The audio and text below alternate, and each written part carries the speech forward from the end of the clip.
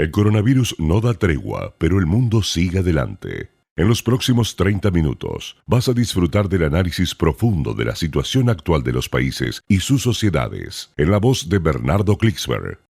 Esto es Klicksberg en tiempos de pandemia. Estimados amigos de Radio High, acá estamos con ustedes en la primera radio judía en idioma español del mundo entero, producto del gran trabajo de Miguel Stuerman, que nos ha dado a todo el mundo judío y no judío este espacio único en su género. Y estoy acompañado de este excelente periodista joven que es Ilan Levin, que es un gusto trabajar con un apoyo tan eficiente como el de Ilan. Estimados amigos, siguen llegando noticias refrescantes de Israel. Y nuestro intervalo para mencionar algunas de ellas. Bueno, una es que estos días no hubo ningún contagio en Israel. O sea, los contagios bajaron a cero, lo que significa que todo lo que ha hecho Israel en materia de vacunación ha alcanzado el desideratum que es la eliminación virtualmente de la presencia del virus, lo que ha permitido a Israel abrir todas sus actividades. Por el otro lado, en Israel pasan cosas en todos los terrenos, y uno de los terrenos es que inventaron un sistema para proteger a los cultivos, a las plantas, muy original. La Universidad Hebrea de Jerusalén descubrió que las plantas tienen sentimientos, que cuando están en dificultades comienzan a vibrar de un modo muy especial. Dificultades quiere decir, por ejemplo, cuando tienen estrés severo por falta de agua, por exceso de temperatura, por mucho calor, y entonces utilizaron un proceso insertando un gen en las plantas que hace que cuando estén en situaciones de estrés severo, es un tema de un gen molecular, despiden una luz como fluorescente.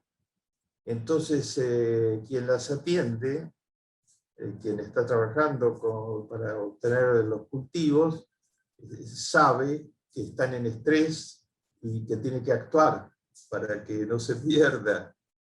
Lo aplicaron inicialmente a las papas. Puede tener al cereal, a la planta que produce la papa. La papa es el tercer alimento del mundo, con una gran contribución al cuerpo humano.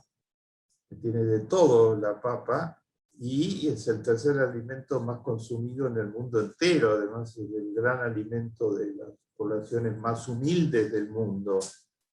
Entonces este invento israelí va a ser de una utilidad muy grande, porque va a permitir que cuando la papa tenga dificultades, la planta emita esta luz fluorescente y los agricultores puedan estar atentos y tratar de ayudarla si tiene poca agua o si necesita sombra, los procedimientos que sean aplicables a cada caso.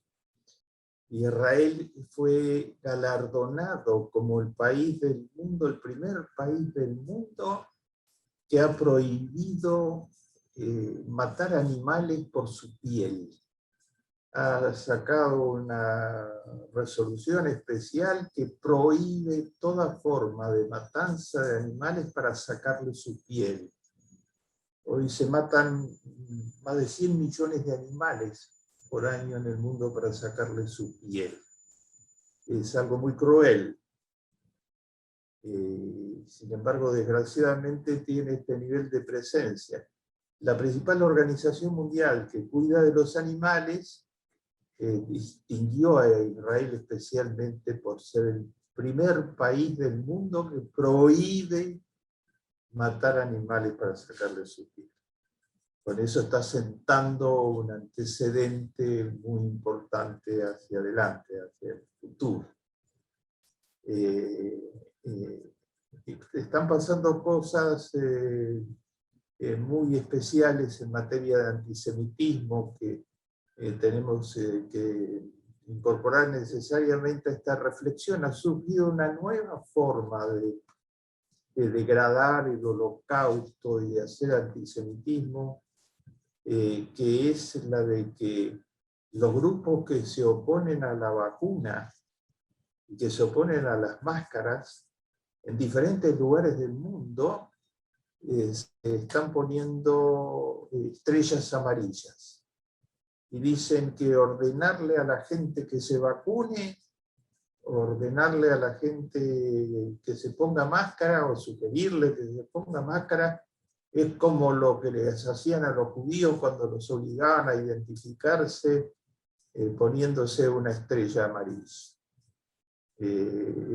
Primero, desde ya que el paralelo es totalmente alocado, ¿no? La estrella amarilla para los judíos significaba la tortura o la muerte, ¿no?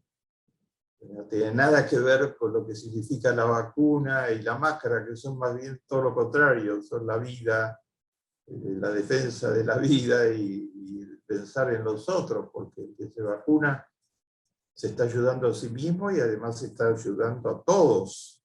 Es imprescindible que todo el mundo tenga acceso a la vacuna para hacer desaparecer el virus. Y la máscara es una de las prevenciones fundamentales respecto al virus. Entonces esta asociación quiebra totalmente el significado del holocausto. Si las organizaciones judías muy importantes en el mundo han protestado una y otra vez contra los que llevan adelante esta argumentación. Hay una diputada en la Cámara de Diputados de los Estados Unidos, la señora Green, que tiene tendencias pro-nazis, antes de ser diputada, militaba en los grupos QAnon, que tienen tendencias, grupos que están permanentemente diciendo que los judíos están detrás de las conspiraciones de todo orden, y ella es de las primeras que puso la estrella amarilla para denunciar la vacuna y denunciar la máscara, pero ahora son muchas organizaciones neonazis y antisemitas y al mismo tiempo antivacunas que han encontrado esta forma. Siguen los episodios de antisemitismo, se prendió fuego a una sinagoga en Alemania, hubo atentados contra judíos en diferentes lugares de Europa, hubo elecciones en un estado importante en Alemania, en los últimos días el estado de Baja Sajonia, y el partido antisemita, antiinmigrante y cercano al nazismo fue el segundo partido en la votación, con el 22% de los votos. Podría haber sido peor todavía, pero esto es un signo de alarma muy importante. Ese partido formado por neonazis es un partido nuevo en Alemania y está ganando terreno con su prédica antiinmigratoria y antisemita. Como vemos, el antisemitismo está ligado a tratar de que la gente no se vacune, a la condena demoníaca y al odio contra los inmigrantes. Está ligado a todas causas de este tipo.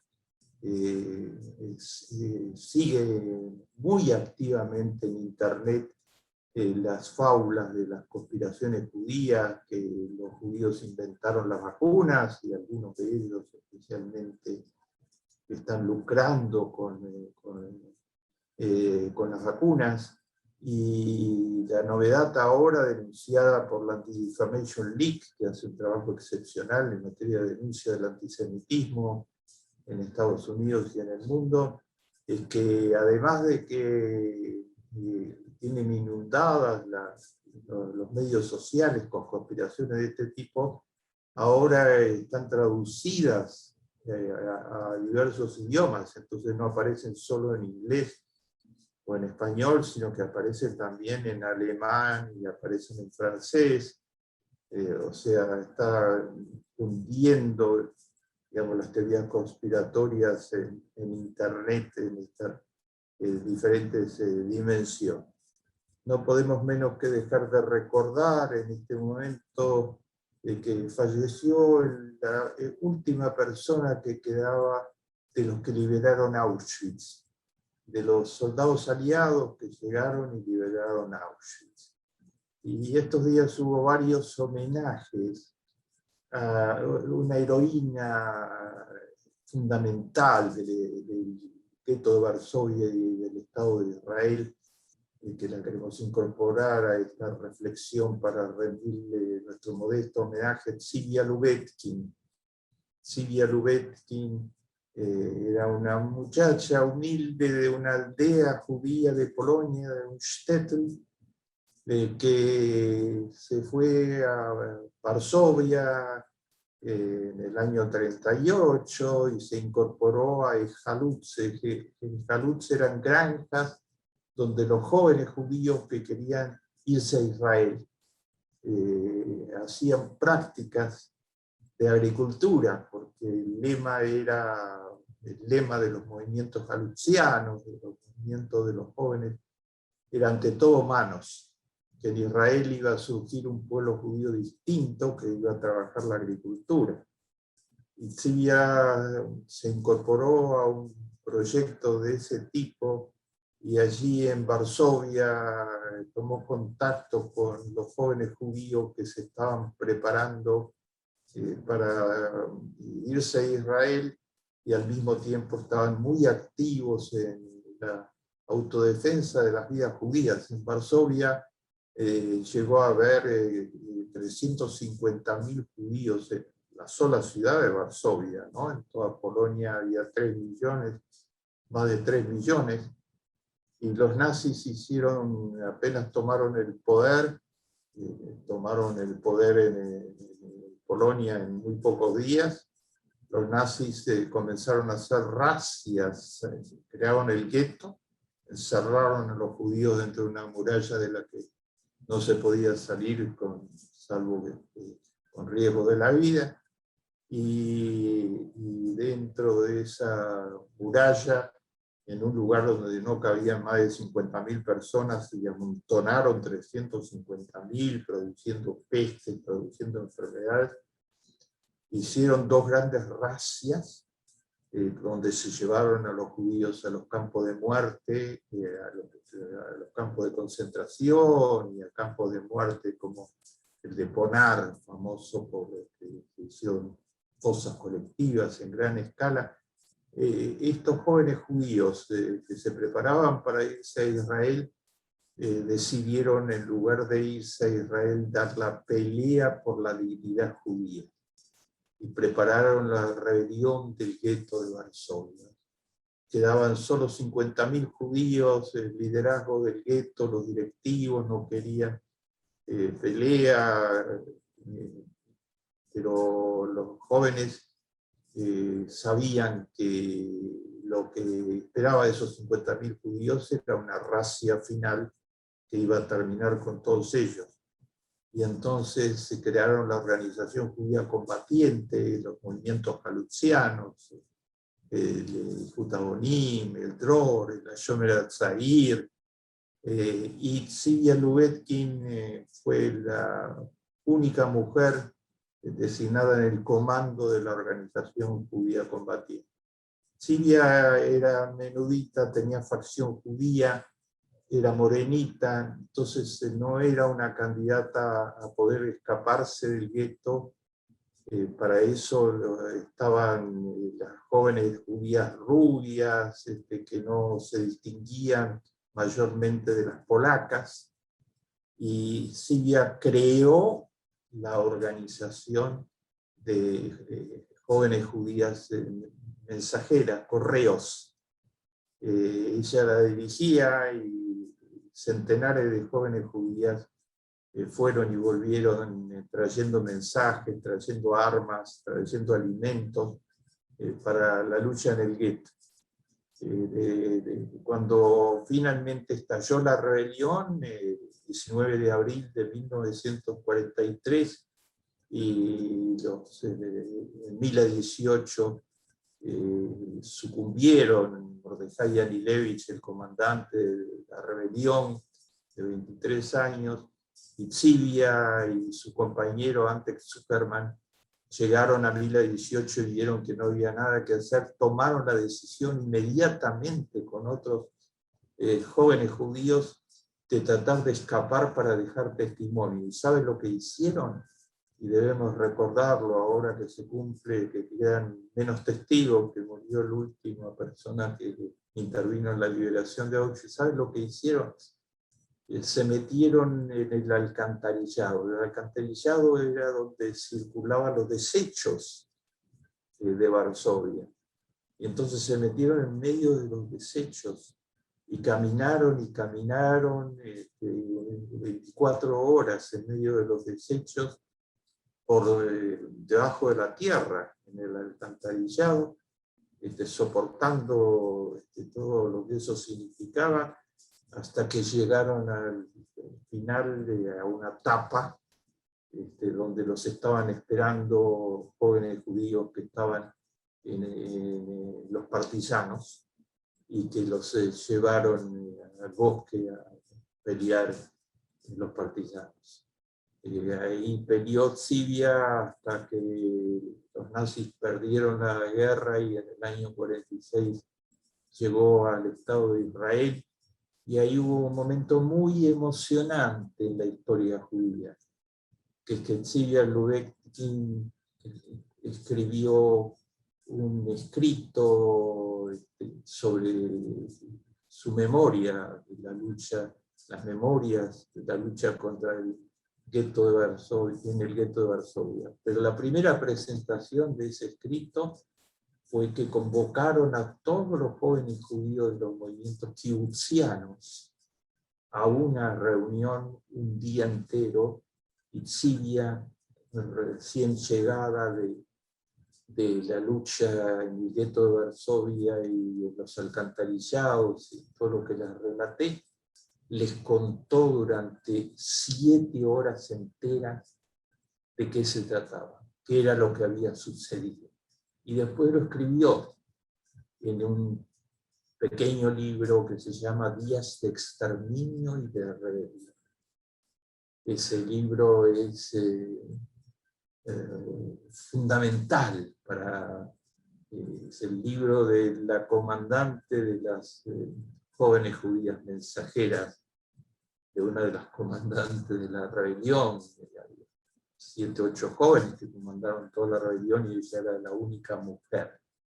Y saben ustedes, para completarles la historia de Silvia Lubetkin, saben ustedes, Silvia se casó con Antek Zuckerman, el otro gran combatiente sobreviviente, tuvieron hijos y tuvieron nietos.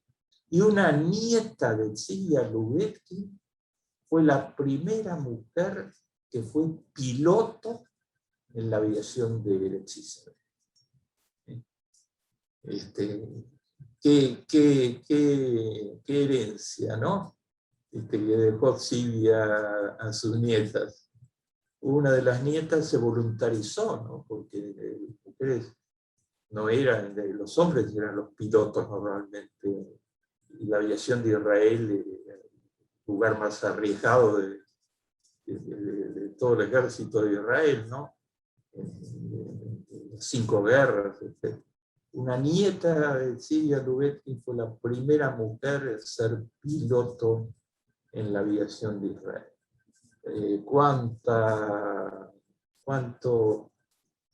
cómo se rinde homenaje a tanto heroísmo, cuánto heroísmo para crear el Estado de Israel, ante todo manos, ante todo valor. Silvia Lubetkin, ese nombre quedará inscrito para siempre en la historia de los grandes héroes del pueblo judío. Quiero acercarles finalmente el día de hoy algunas cosas esperanzadoras que están pasando en el mundo. Hemos recordado a los nazis, al antisemitismo, a las conspiraciones, algunas cosas esperanzadoras que están pasando en el mundo.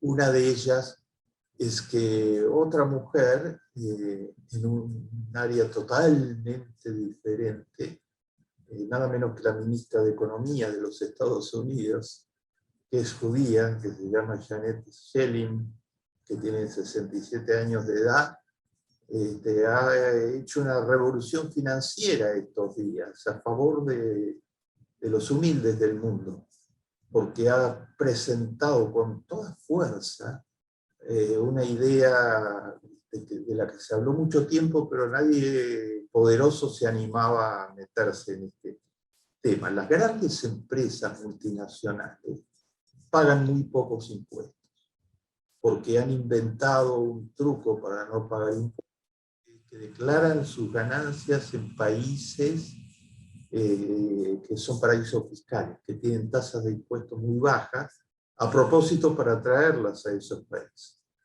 Y declaran sus costos en los países grandes de Europa, Estados Unidos, donde hace sus actividades. Janet Yellen llevó a la cumbre de ministros de Economía del mundo el proyecto de que tienen que pagar impuestos en todos los países y propuso una tasa mínima del 15%. Con eso, esas empresas no van a tener más paraísos fiscales, van a tener que pagar mucho más de impuestos, van a seguir siendo riquísimas, como lo son actualmente. Los hombres más ricos del mundo son los dueños de esas empresas, pero va a haber mucha más recaudación fiscal para fines de lucha contra la pobreza, de mejorar la educación, de combatir la pandemia. Janet Yellen calcula que Estados Unidos va a ganar en recaudación fiscal 500 billones de dólares, billones de dólares en los próximos 10 años, gracias a esta idea. Hoy muchas democracias en el mundo están agradeciendo a la ministra de Economía de los Estados Unidos, que siempre tuvo inclinación de ayudar a los más humildes, por esta iniciativa, que es una buena noticia para el mundo entero. Y también en otra escala es una buena noticia para el mundo que otra mujer ha creado lo que se llama la Coalición para un Capitalismo Inclusivo. Ha convocado a fondos de inversión y a gente muy rica. Ella es una multimillonaria a su vez. Ha hecho la primera gran donación para esa coalición y dice: no puede ser que haya tanta gente sufriendo pobreza y que las diferencias sean cada vez más grandes. Ella calcula que un alto gerente de una gran empresa gana 23 millones de dólares por año, mientras que el sueldo básico en el mundo de las personas, lo que gana la mitad de la población del mundo, son menos de 10.000 dólares por año. Entonces no puede ser que haya diferencias tan abrumadoras. Entonces propone una cantidad de programas muy amplia que mejoren la capacidad de entrenamiento, de educación, de acceso a empleos dignos, y que proteja a las personas de menores recursos en el mundo. Por eso lo llama un capitalismo inclusivo, que incluya, sociedades que incluyan. Entonces, al mismo tiempo que en este mundo hay todas las lacras que hemos visto anteriormente, desigualdad, pandemia, crimen, corrupción, etc., también existen iniciativas renovadoras. Y no es casual que dos mujeres estén al frente de estas iniciativas renovadoras. Las mujeres tienen una capacidad de altruismo, lo llamo yo, muy importante y muy probablemente van a mejorar este siglo. Si este siglo se mejora, la mujer va a ser decisiva en la mejora de este siglo. Respeto a esta heroína del pueblo judío, Silvia Lubetkin, de todos los aplausos para estas dos mujeres formidables, la ministra de Economía del gobierno de Biden en Estados Unidos y la señora Rutherford, Lynn Rutherford, que creó la Coalición para un Capitalismo Inclusivo. Todo esto es hacer justicia, que es lo que nos reclama la Torá permanentemente. Justicia, justicia, perseguidas. Llegamos al final. Esto fue Klicksberg en tiempos de pandemia, en Radio High.